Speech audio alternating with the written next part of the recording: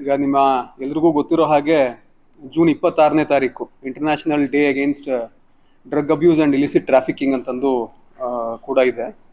ಆಮೇಲೆ elections counting Hindu ಮುಂದೆ ಸ್ವಲ್ಪ ಸಾಕಷ್ಟು ಕಂಪ್ಲೇಂಟ್ಸ್ ಕೂಡ ಬಂತು ನಮ್ಮ ಇಲಾಖೆಗೆ. ನಾವು ಇಲೆಕ್ಷನ್ಸಲ್ಲಿ ಸ್ವಲ್ಪ ಕೆಲಸದಲ್ಲಿ ಜಾಸ್ತಿ ಇದ್ದಿದ್ದರಿಂದ ಈ ಕಡೆ ಸ್ವಲ್ಪ ಗಾಂಜಾ ಕನ್ಸಂಪ್ಷನ್ ಎಲ್ಲನೂ ಜಾಸ್ತಿ ಆಗಿದೆ ಸರ್, ತಮ್ಮ ಇಲಾಖೆಯ ಸ್ವಲ್ಪ ಗಮನ ಹರಿಸಬೇಕು ಅಂತಂದು ಕೆಲವು ಸಾರ್ವಜನಿಕರು ಕೂಡ ನನಗೆ ಕರೆ ಮಾಡಿ ಕೂಡ ಹೇಳಿದ್ರು, ಇಂತಿಂಥ ಏರಿಯಾದಲ್ಲಿ ಸ್ವಲ್ಪ ಜಾಸ್ತಿ ಇದೆ, ತಾವು ಗಮನ ಹರಿಸ್ತು ಅಂತಂದ್ರೆ ಒಳ್ಳೇದು ಅಂತ ಹಾಗಾಗಿ ತಗೊಂಡು ಕಳೆದ 15 ದಿನಗಳಲ್ಲಿ ಅಂದರೆ ಜೂನ್ 8ನೇ ತಾರೀಕಿಂದ ಇಲ್ಲಿವರೆಗೂ ಕೂಡ ಆಲ್ಮೋಸ್ಟ್ ಶಿವಮೊಗ್ಗ ಜಿಲ್ಲಾದ್ಯಂತ 61 NDPS ಪ್ರಕರಣಗಳನ್ನ ನಾವು ದಾಖಲು ಮಾಡ್ಕೊಂಡಿದ್ದೀವಿ. ಅದರಲ್ಲಿ 7 ಕೇಸಸ್ಸು ಪೆಡ್ಲಿಂಗ್ ಕೇಸಸ್ ಇದೆ, ಇನ್ನು 54 ಕೇಸು ಕನ್ಸಂಪ್ಷನ್ ಕೇಸಸ್ ಇದೆ. ಸುಮಾರು ಆಲ್ಮೋಸ್ಟ್ ಒಂದು 20 kg ಸಾರಿ 15 kg ವರೆಗೂ ಗಾಂಜಾನ ವಶಕ್ಕೆ ಪಡ್ಕೊಂಡಿದ್ದೀವಿ.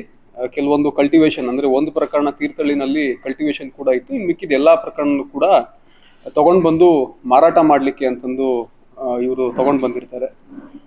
ಮೋಸ್ಟ್ ಆಫ್ ದೆಮ್ ಎಲ್ಲ ಅಂದರೆ ಕೆಲವರು ಹೊಸ ಆರೋಪಿಗಳು ಕೂಡ ಇದ್ದಾರೆ, ಕೆಲವರು ಅದರಲ್ಲಿ ಹಳೆ ಆರೋಪಿಗಳು ಕೂಡ ಇದ್ದಾರೆ. ಅವ್ರನ್ನೂ ಕೂಡ ನಾವು ಈಗಾಗಲೇ ರೌಂಡ್ ಆಫ್ ಮಾಡಿಕೊಂಡು ಅರೆಸ್ಟ್ ಮಾಡಿ ಜೈಲ್ಗೂ ಕೂಡ ಕಳಿಸ್ಕೊಟ್ಟಿದ್ದೀವಿ.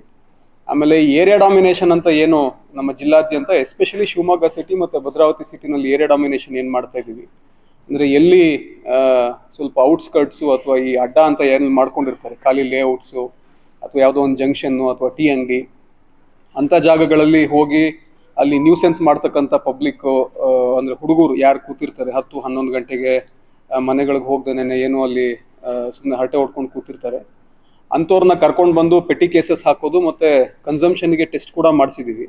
ಸುಮಾರು 450ಕ್ಕಿಂತ ಹೆಚ್ಚು ಟೆಸ್ಟ್ಸನ್ನ ಮಾಡಿದ್ದೀವಿ.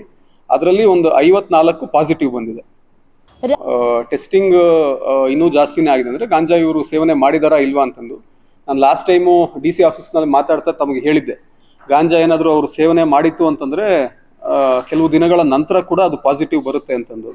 ಮೆಗ್ಗಾನ್ ಹಾಸ್ಪಿಟ್ಲು ಮತ್ತು ಎಲ್ಲ ತಾಲೂಕು ಹಾಸ್ಪಿಟಲ್ ಕೂಡ ಟೆಸ್ಟಿಂಗ್ ಕಿಟ್ಸ್ ಕೂಡ ಇದೆ. ಈವನ್ ಹೆಲ್ತ್ ಡಿಪಾರ್ಟ್ಮೆಂಟ್ ಅವರು ನಮ್ಮ ಪೊಲೀಸ್ ಇಲಾಖೆಗೆ ಭಾಳಷ್ಟು ಒಳ್ಳೆ ರೀತಿ ಕೋಆಪರೇಷನ್ ಕೂಡ ಮಾಡ್ತಾ ಇದ್ದಾರೆ.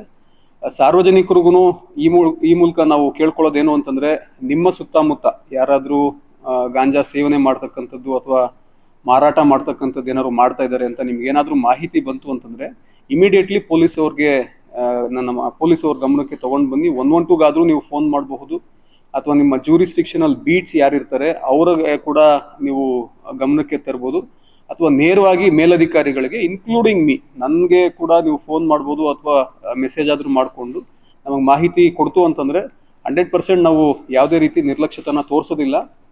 V are entire department we are very much against ಈ ಡ್ರಗ್ ಕನ್ಸಂಪ್ಷನ್ ಮತ್ತು ಡ್ರಗ್ ಮೆನೆಸ್ ಏನಿದೆ ಅದ್ರ ವಿರುದ್ಧ ಸಾಕಷ್ಟು ಕಠಿಣ ಕ್ರಮಗಳನ್ನ ಕೂಡ ನಾವು ತಗೊಳ್ತಾ ಇದ್ದೀವಿ.